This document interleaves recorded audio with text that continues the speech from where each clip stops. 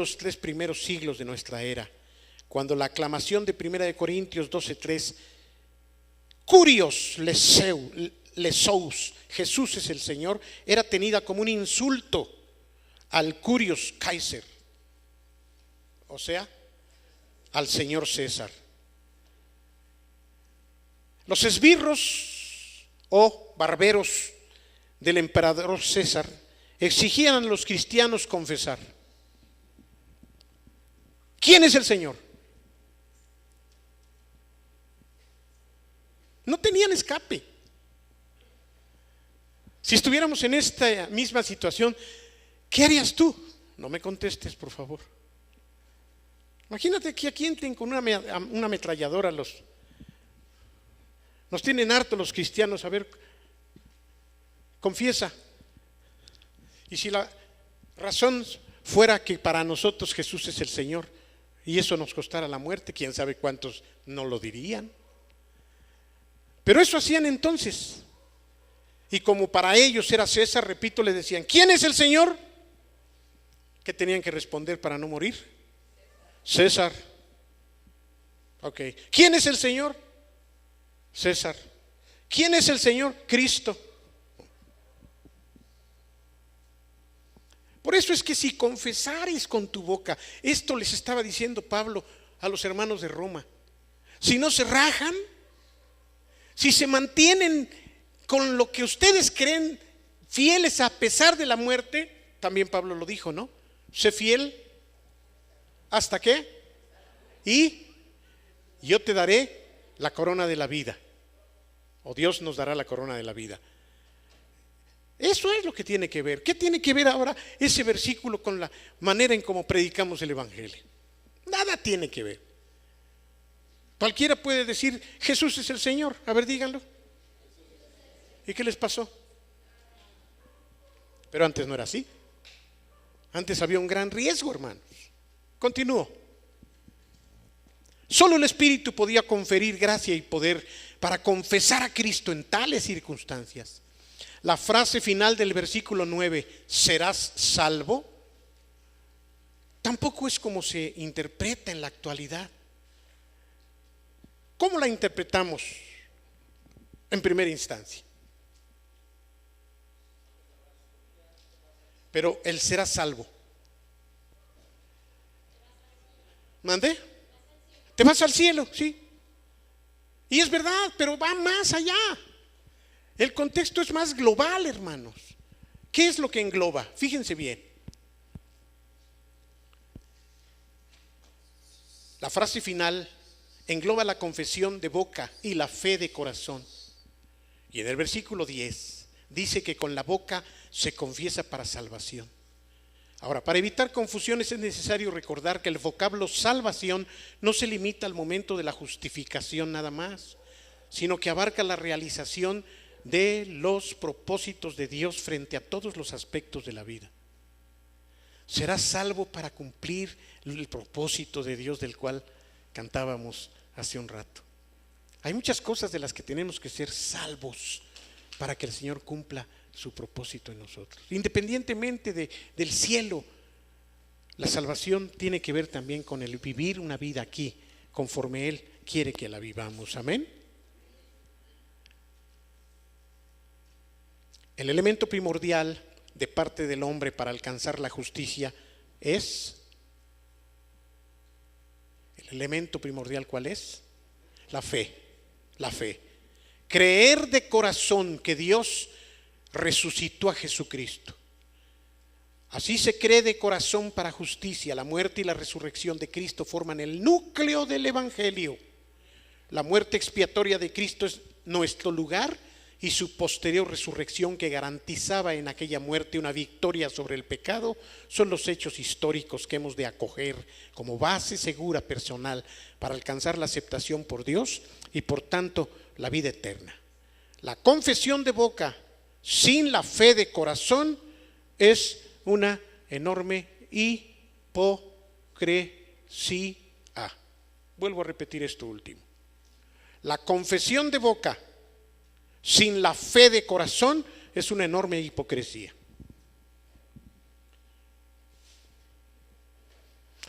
Hemos conocido todos, quizá tú mismo lo has vivido, que después de un tiempo de venir a la iglesia hay un momento bonito de bautizos y llegas a comprender lo que se está diciendo ahí. Viene y dice: pastor, yo quisiera que me vuelva a bautizar. ¿Han sabido de eso? No digo que si tú, y si a ti te pasó, bueno. Y yo le digo: ¿por qué? Y entonces casi siempre me han dado una serie de opiniones. Es que cuando lo hice la primera vez no lo había yo entendido así. O cuando lo hice la primera vez me presionaron. Mi abuelita se iba a bautizar y me dijo: hijito, ¿por qué no?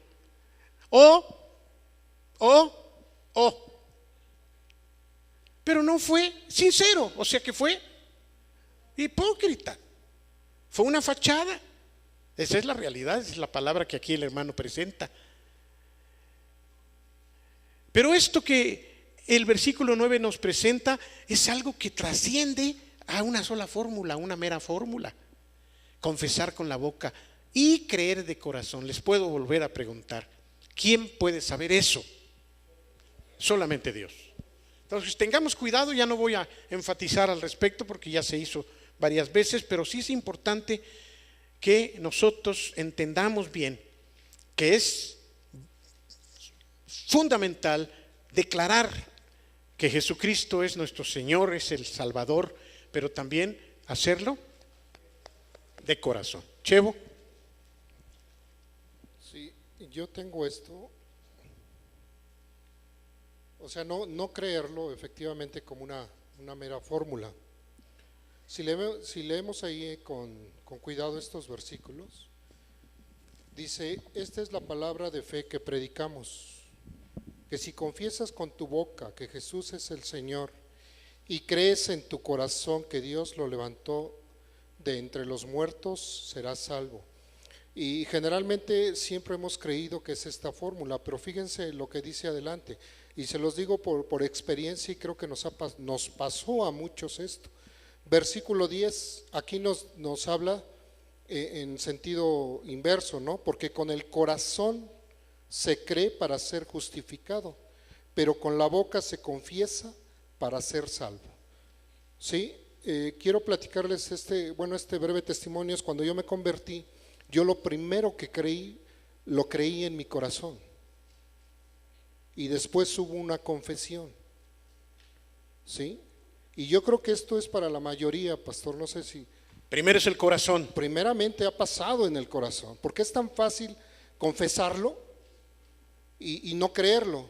Lo confesamos, como lo dijimos, varios puntos por presión, porque no me quedaba otra, ¿sí?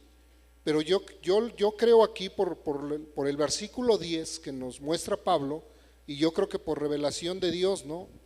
Que porque con el corazón se cree para salvación, y eso es lo que va a mirar Dios, el corazón. Claro. ¿Sí? Eso es lo primero que va a mirar Dios, el corazón. Claro. Entonces esto es nada más lo que quería yo apuntar, ¿no? Bien, termina con dos rengloncitos y dice: la supuesta fe interior, o sea, se supone que hay una fe interior, sin la profesión exterior de la fe, es una enorme cobardía que da motivos para dudar de la genuinidad de la fe. ¿Quién puede decir quién es salvo y quién no es salvo? Nadie. Sin embargo, es verdad que por sus frutos los conocerán también. ¿Es válido que nosotros dudemos de la salvación de alguien? Es válido. Dije dudemos. ¿Es válido? Es válido. No digo genuino. No se vale estar diciendo fulano no es salva, perengano no es salvo. Cuidado. Eso nadie lo puede hacer ni decir. Pero si alguien dice que es, pero no hay hechos, Santiago lo descalifica. Porque le dice Santiago: a ver, ¿tú dices que crees? Enséñame cómo crees. Porque yo te voy a enseñar cómo creo, con mis hechos. Pero si tú dices que crees y no hay hechos, tu fe está muerta. Entonces fíjense que sí es válido tener duda. Ahora, eso no quiere decir que todos los que han fallado en un momento dado están descalificados y nunca han creído. No se está refiriendo a eso, pero sí a que alguien siempre habla y dice y dice y dice, pero toda su vida es lo contrario. Apenas oímos el martes con pastores de alguien que estaba bien borracho predicando el evangelio. Así fue, Beto. ¿Se pueden imaginar a un borracho? ¿Qué estaba diciendo? David, ¿no lo oíste? Estábamos platicando del poder del evangelio que aún siendo predicado por alguien que esté en una condición incluso de incrédulo, hasta un incrédulo que pudiera hablar del evangelio, es posible que no crea, pero que lo predique, a un incrédulo. Alguien se podría convertir. ¿Por qué? Porque el poder del evangelio, independientemente, desde luego, pero hablaba de alguien que borracho les decía, es que de veras arrepiéntanse. Claro, nos da risa, pero hay otras muchas cosas que a lo mejor nosotros mismos lo tenemos. Yo no estoy borracho aquí, pero ¿qué tal que ustedes me mandaron un WhatsApp? Hace años, Rubén, ya estás atrasado tú. Y me dice tocayo. Yo pensé que era un tal Guillermo que conozco, pero me di cuenta que no era así. Y entonces, pues me dijo tocayo ¿cuál Germán? No, pero no, menos un Germán, yo no tengo ningún tocayo Germán, así que me pueda hablar como me habló. Y quiero leérselos porque viene al caso, hermanos. Aquí está, mire. Me dice, tocayo, una pregunta, abusando de su confianza, de usted además. ¿Es cierto que si cambio de religión me irá mal? De inmediato pensé en un Guillermo que conozco. Y entonces, pensando en él, le digo, quiero recordarte, tocayo, que yo mismo fui católico. Estudié con las monjas del Espíritu Santo y con los maristas del Colegio Valladolid en Morelia. Me fui al seminario para ser cura y ahora, conociendo a Dios de una manera viva, no solo no me ha ido mal, sino disfruto de esta nueva vida y enseño a otros que lo vivan. Ya platicaremos después si me das oportunidad, le dije, Dios te guarde. Pero yo pensando en ese otro Guillermo. Y entonces me dice, muchas gracias, tocayo. Sí, claro, más bien usted, ¿cuándo me daría de platicar? Qué buena falta me hace, un discernimiento en general. Dije, no, así no habla el tocayo que yo conozco, ¿no? Y entonces ya dudé y me voy al ícono. Y ahí en el ícono dice así, su ícono. Puedes predicar a Cristo y recitar la Biblia de memoria, pero solo te podrán creer si la practicas o si practicas lo que predicas. Dije, caray, ya me la tiró directa, ¿no? Y entonces le contesto. Ya cuando me di cuenta que no era el que yo pensaba, le digo, y espero que mis frutos sean suficientes, aunque no perfectos. ¿Qué le quise decir? Pues que yo creo que sí, vivo lo que predico. No sé por qué tenga en su ícono eso, ni quién sea, todavía no sé ni quién es. Es Memo, ¿verdad? Pero quién sabe cuál Memo. El asunto es que lo que quiero enfatizar, hermanos, es que es una verdad el hecho de que si decimos, necesitamos demostrarlo. Necesitamos demostrarlo. Y como se lo dije, fallamos, todos fallamos, sí, pero ¿cuál es el corte de tu vida? ¿Cómo te conocen a ti? ¿Como una persona borracha? ¿Como una persona peleonera, mentirosa? ¿Como un alumno reprobado en todo? De esto casi nunca hablamos, pero bajemos también a los jóvenes. Como una hija que casi le pega a su mamá cuando le contesta. Como un hijo que roba. Lo que decimos en cuanto a nuestro cristianismo tiene que ser respaldado con nuestros hechos. Si bien puede haber errores, pero nuestra vida en general debe estar alumbrando, hermanos. ¿O no? A eso se refiere. Si confiesas con tu boca, pero además, ¿qué? Crees con tu corazón. Entonces, considérate salvo y seguirás siendo salvo hasta que el Señor cumpla su propósito en ti. Beto, gracias. Sí, es muy importante lo que estamos analizando porque estos versículos nos dicen cómo una persona se hace cristiana o se hace hija de Dios. Entonces, la situación es que muchas veces creemos que este proceso de hacerse hijo de Dios o de hacerse un creyente es un proceso, debe de ser un proceso complicado. Y lo que nos está presentando la Escritura es que es un proceso sencillo. Así es. ¿Sí? Porque es por fe, porque ya el Señor Jesús hizo lo complicado, Él ya hizo lo difícil, lo que nosotros no podíamos hacer. Entonces, el creer o el ser salvos está en la boca y está en el corazón. Claro. ¿Sí? Es un asunto de hacerlo desde lo profundo de nuestro sinceramente. Sinceramente, sabiendo que no es una cuestión que le tenga que demostrar a los que están a mi alrededor, sino creyendo que el Señor me ve, que el Señor sabe lo que hay en mi interior y que Él conoce si estoy siendo sincero o si está viendo hipocresía o nada más hay un interés de mi parte por obtener otras cosas.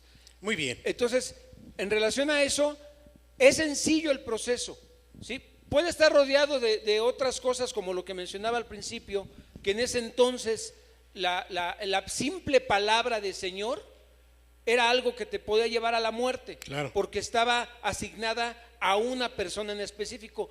Pero el Señor sí nos está dando esto de una manera fácil, de una manera sencilla. Si nosotros lo creemos, si nosotros confiamos en el Señor, es algo sencillo y genuino, ¿sí? Y después de esto, después de creer, pues lo que viene, a lo mejor lo que viene sí es complicado, porque lo complicado es mantener eso que hemos creído y lo vamos a manifestar precisamente con hechos, a través de nuestros hechos y obras. Sigamos manteniendo en nuestra mente el tiempo del Roma y de los discípulos y de César. ¿Lo tienen ahí? ¿Por qué? Porque lo que voy a leerles debe de estar también de alguna forma ubicado en ese contexto histórico, por favor. Fíjense, repito el 9, que si confiesas con tu boca que Jesús es el Kyrios y crees en tu corazón que Dios le levantó de los muertos, serás salvo. Porque con el corazón se cree para justicia y con la boca se confiesa para salvación. Con la boca se confiesa para salvación. Muchos se morían y de inmediato iban a la salvación eterna. Muchos al decirlo, pero también muchos al estarlo diciendo estaban siendo salvos día a día hasta que el Señor cumplía su propósito en ellos. El versículo 11 dice, pues la Escritura dice, todo aquel que en Él cree no será avergonzado. Vayamos otra vez a Roma y a los apóstoles y a los césares. ¿Alguno de ellos fue avergonzado por eso? ¿Avergonzado en el sentido de lo que creía? No. Aunque los mataran, no era motivo de vergüenza, sino de gloria. A eso me quiero referir. Ninguno de ellos fue avergonzado. Ninguno de ellos. Porque el ser muerto por Jesús no es motivo de vergüenza, sino al contrario. Por eso, ¿sí? Claro, claro. Pero todo aquel que en él cree no será avergonzado. Y pasamos así ya al versículo 12, que dice: porque no hay diferencia entre judío y griego, pues uno mismo es el Señor de todos, que es rico con todos los que le invocan. Y aquí entramos a otro nuevo vocablo. ¿Ya lo vieron, David, hace 8 días? ¿Invocar? ¿No lo vieron? Bien. En el versículo 12, en el versículo 11, nos dice que la Escritura en Isaías 28, 16 expresa que todo aquel que crea en Él, y ese Él es Jesucristo, no será avergonzado. Y después nos dice que no va a haber diferencia entre los seres humanos, sean griegos, sean judíos, sean gentiles, sean romanos, sean lo que sea. Hay un solo Dios para todos. No hay un Dios judío o un Dios cristiano o un Dios romano. Es un solo Dios. Amén. Señor de todos y rico para con todos los que le invocan. Porque todo aquel que invocare el nombre del Señor será salvo. Otra vez la palabra de salvación en relación a vida eterna y en relación a cumplir un propósito en esta vida. Nuestra salvación no depende solamente de cuando nos vayamos al cielo, hermanos.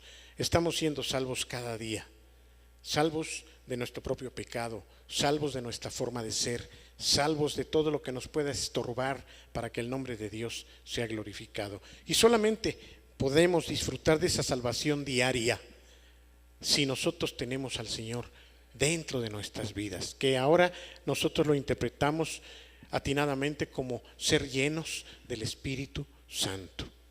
Invocar es una palabra compuesta. In y vocare. Vocare quiere decir llamar adentro. Eso es invocar. Bien, si invocar es llamar adentro, ahora vuelvo a leerles los 2 versículos. Dice: todo aquel que cree en Él no será avergonzado. Y al final del 12 dice que es rico para todos los que le invocan. El Señor es rico para todos los que le invocan. Díganlo de otra manera. A cuantos lo invocan, el Señor es rico para cuantos lo han llamado adentro. Invocar el nombre del Señor es decir: Señor, ven a mi vida. Y cuando el Señor viene a ocupar nuestra vida, porque nosotros lo hemos invocado, que esto es parte de el nuevo nacimiento, entonces el Señor se compromete con nosotros. Señor, ven a mi vida. Llamar al Señor dentro es reconocerlo como nuestro Salvador. Llamar al Señor a nuestras vidas es darle el espacio que a Él le corresponde. Es decirle: Señor, quiero que ahora en mi vida, en mi alma, en mi propio cuerpo, en mi espíritu, tú seas el número 1. ¿Cómo dice ese canto? Que el Señor vuelva a ser, vuelve a ocupar el primer lugar en mí. ¿Cómo va? Cántalo, Chucho, por favor. No, sí, pues de eso se trata. Desde ahí, Chucho, no vaya a ser que te la piden. ¿Cómo va? Hoy vengo a tu presencia. Y más adelante: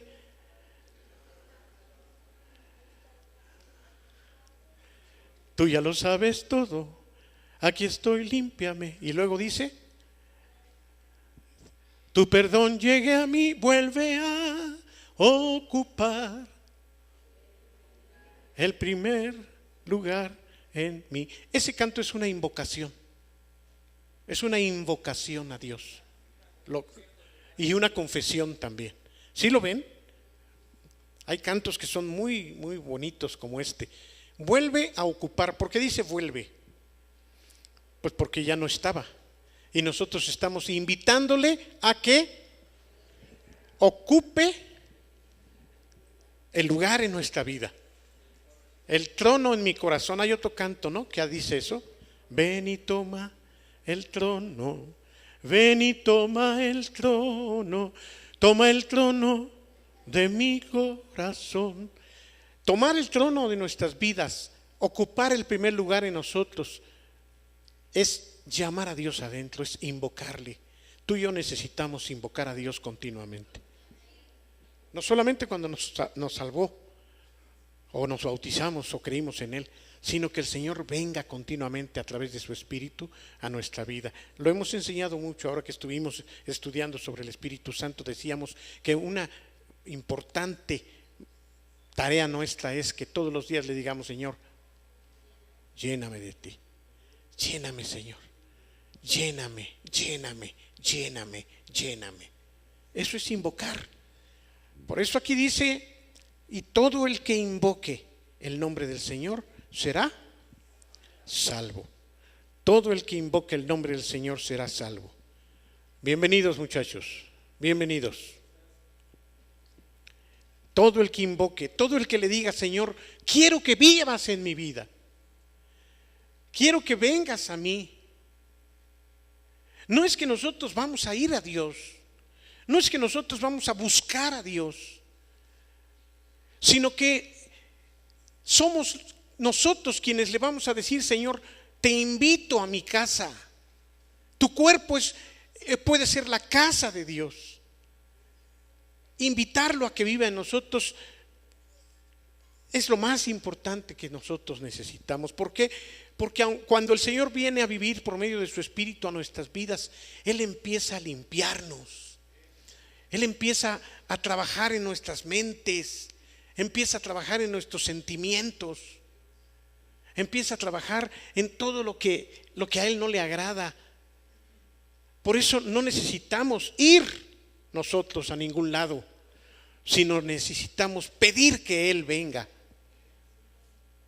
Es cierto que Jesús ya vino a esta tierra, es cierto que vino y ya se volvió a ir, pero ahora el Señor, que está a la diestra del Padre intercediendo por nosotros, nos invita a seguir invocando su presencia. Tú y yo necesitamos la presencia de Dios en nuestros corazones, en nuestras vidas. Esa es la manera como cada uno de nosotros puede ser libre de tanta bronca que tenemos allá afuera.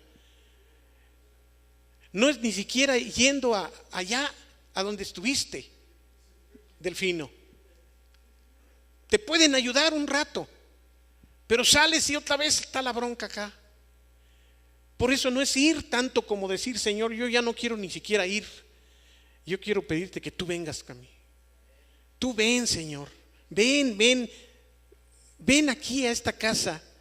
Ocupa esta casa y bárrela. Y entonces vamos a empezar a ver que las cosas son diferentes. Claro que al venir el Señor empieza a hacer cambios, pero necesitamos creerlo, ¿eh?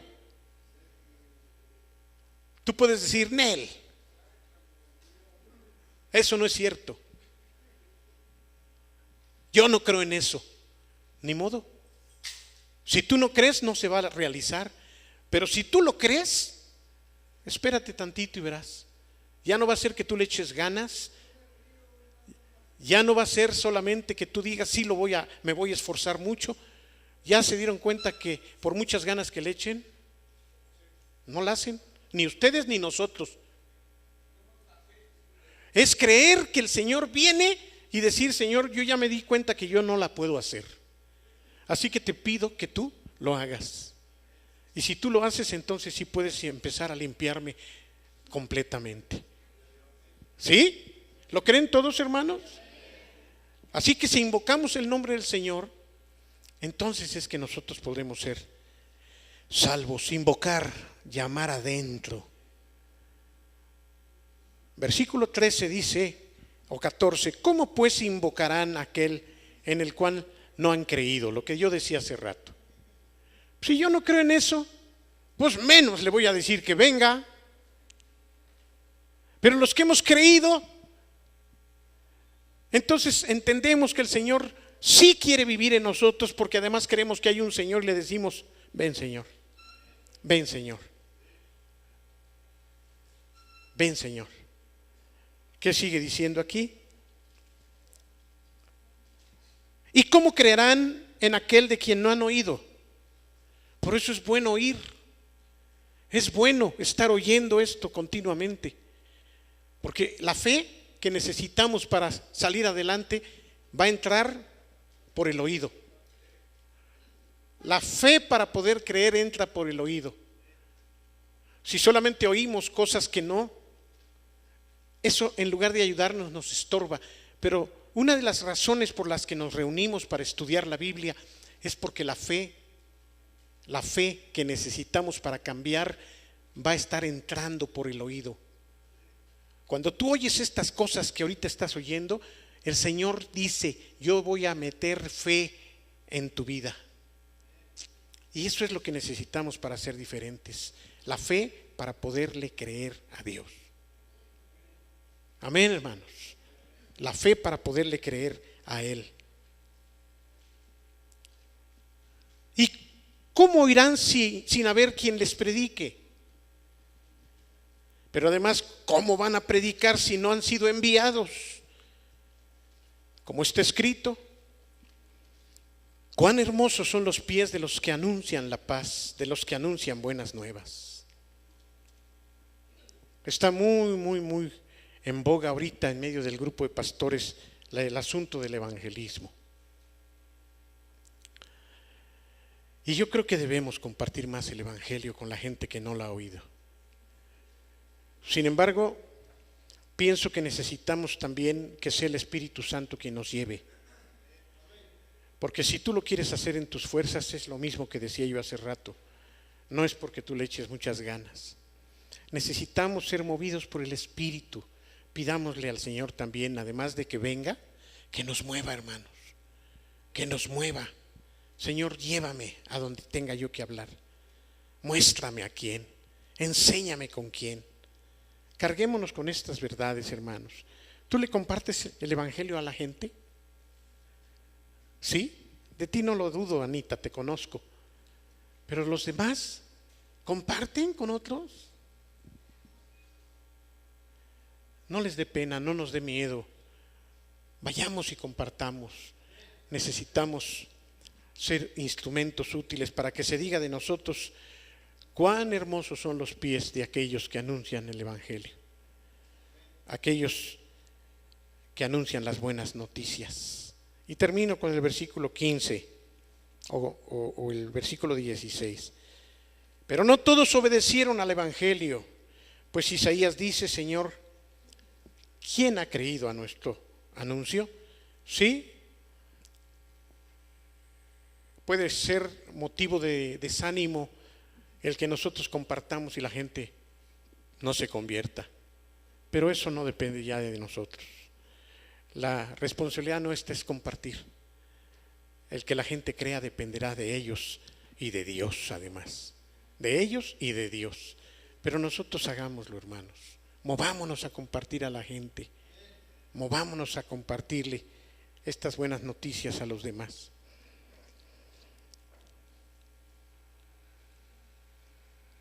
Así que la fe viene por el oír, y el oír viene de la palabra de Dios.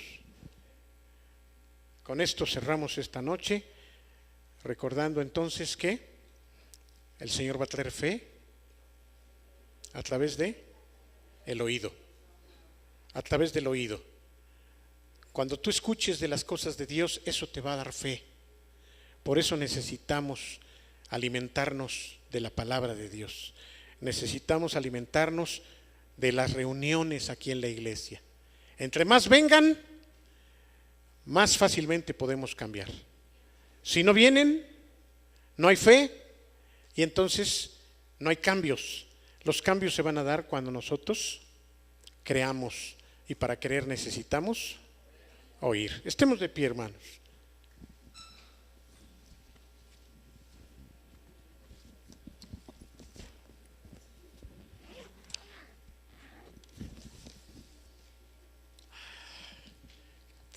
¿Te la cantas otra vez?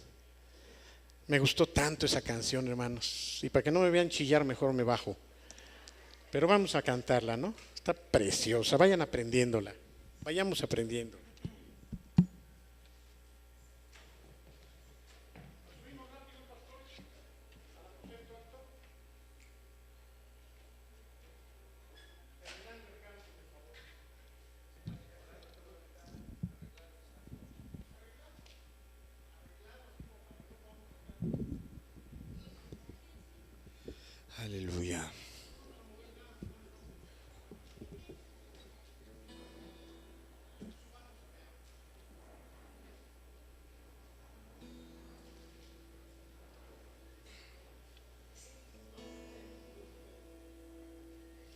Tantas veces he fallado, tantas veces he dudado, tantas veces he caído, pero Él sigue siendo fiel.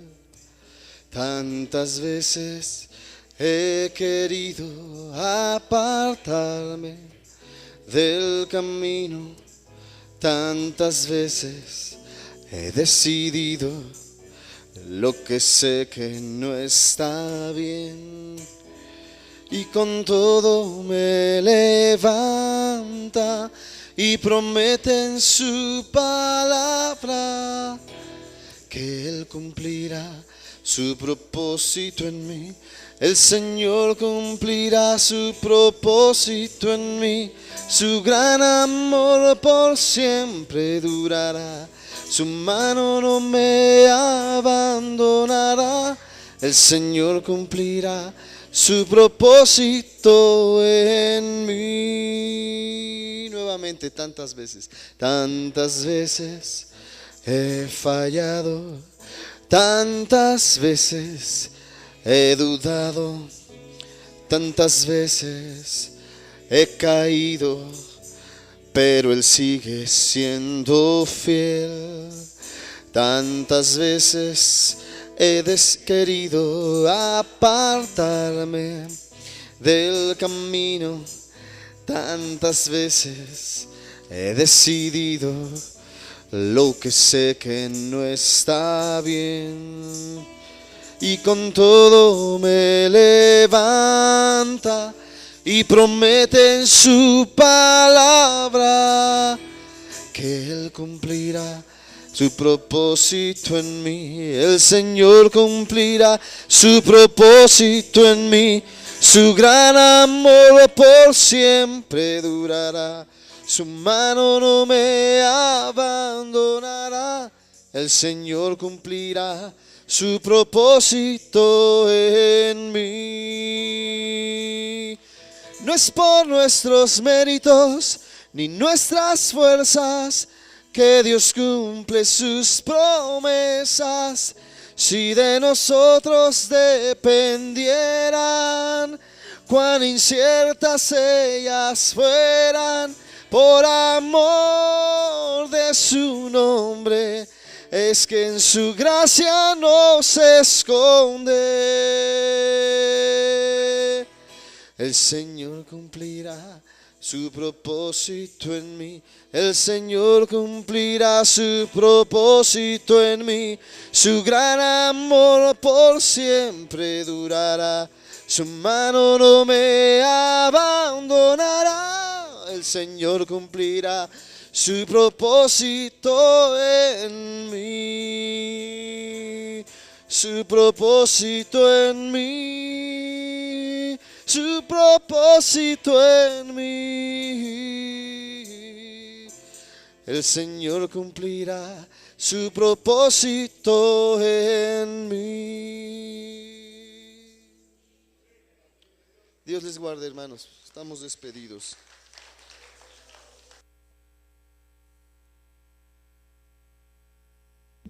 Sí, los esperamos para el sábado a la clausura del campo de verano a las 9 de la mañana y en la tarde a las 10 de la mañana. Y terminando la clausura va a haber hamburguesiza. Obviamente vamos a vender las hamburguesas al carbón. Pero vengan, hermanos, todo es para lo de la construcción.